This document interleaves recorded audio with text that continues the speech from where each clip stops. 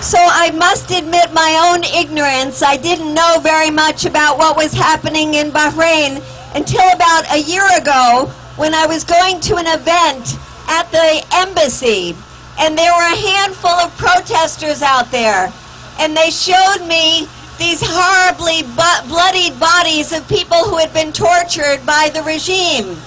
I took them inside and I met the ambassador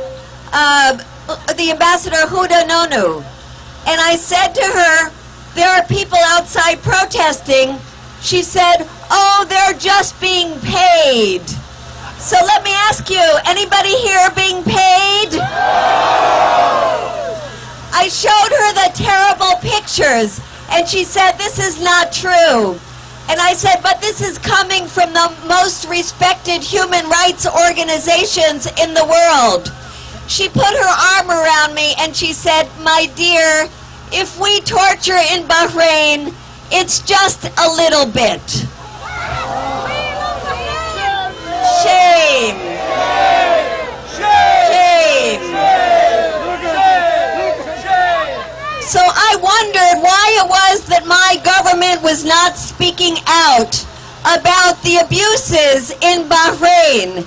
And then I learned something here, that the home of the U.S. Fifth Fleet was in Bahrain. And I thought maybe that was one of the reasons the U.S. was not speaking out.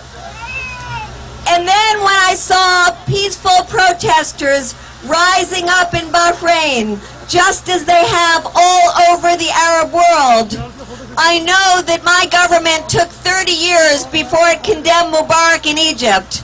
But I thought perhaps we had learned a lesson. And then when I hear my government saying Gaddafi must go, I wonder, why are they not saying the Al-Khalifa regime must go?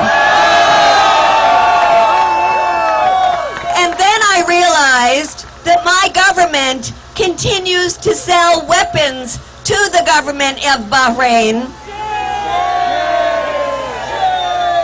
And then I discovered that the U.S. government is not only selling weapons to the Saudis, but has the largest $60 billion weapons deal in the history of weapons sales.